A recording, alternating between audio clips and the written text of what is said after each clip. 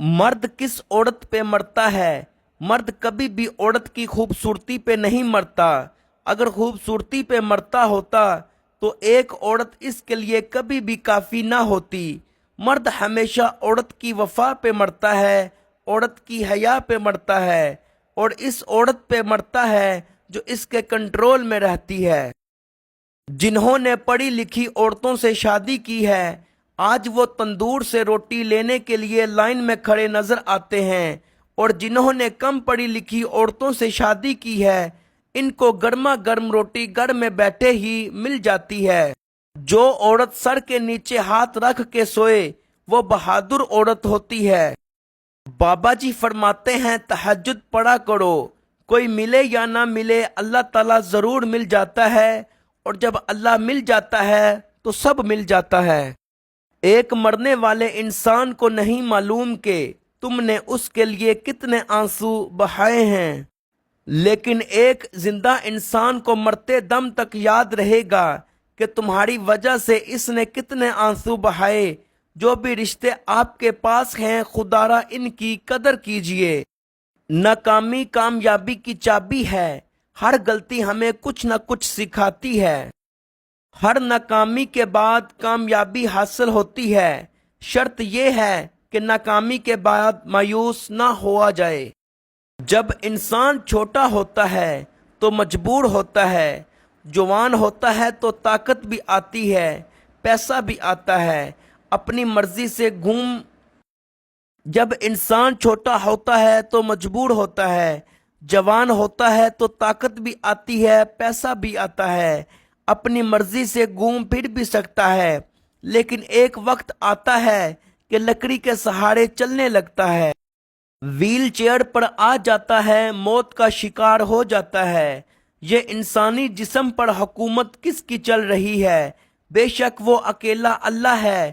جس نے اس کی بات مانی وہ کامیاب ہو گیا، اور جس نے نہ مانی وہ دونوں جہانوں میں ناکام ہو گیا۔ جس کنویں سے لوگ پانی پیتے رہیں وہ کبھی نہیں سوکھا، اور جس کنویں سے لوگ پانی پینا چھوڑ دیں تو وہ کنواں سوکھ جاتا ہے۔ یہ بڑے راز کی بات ہے۔ غریب کھانے کی تلاش میں بھاگتا ہے، اور امیر کھانا ہضم کرنے کے لیے بھاگتا ہے۔ کسی کو کھانے کے لیے روٹی نہیں، اور کسی کو روٹی کھانے کے لیے وقت نہیں۔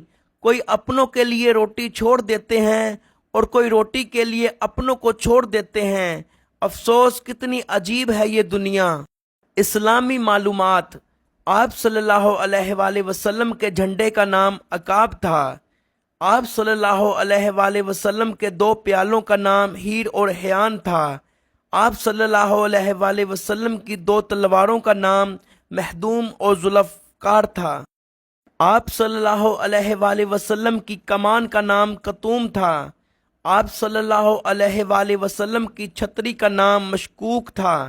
آپ صلی اللہ علیہ وآلہ وسلم کی ڈھال کا نام ذلوق تھا۔ جس نے اپنی نمازوں کی فکر چھوڑ دی، اللہ تعالیٰ نے اس کی فکر چھوڑ دی۔ اللہ اس شخص کو آباد رکھتا ہے جو حدیث سن کر دوسروں تک پہنچائے۔ نیک عورت کی 6 نشانیاں: نمبر 1 خاوند کی مددگار، نمبر 2 نماز کی پابند، نمبر 3 اپنی عزت کی حفاظت کرنے والی، نمبر 4 شوہر کی فرما بردار، نمبر 5 خوش اخلاق، نمبر 6 ہر وقت صبر اور شکر کرنے والی۔ کوے کا بچہ جب انڈے سے نکلتا ہے تو اس کا رنگ سفید ہوتا ہے۔ اس کے ماں باپ اسے ناپسند کرتے ہیں اور چھوڑ جاتے ہیں، چنانچہ وہ بچہ بھوکا ہوتا ہے، مگر اللہ پاک اس کی طرف مکھیاں اور چونٹیوں کو بھیجتا ہے، جنہیں کھا کر وہ تھوڑا بڑا ہو جاتا ہے اور رنگ بھی سیاہ ہو جاتا ہے۔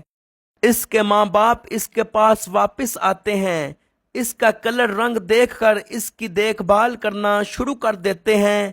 اس طرح بغیر کوشش کے اسے رزق ملتا رہتا ہے۔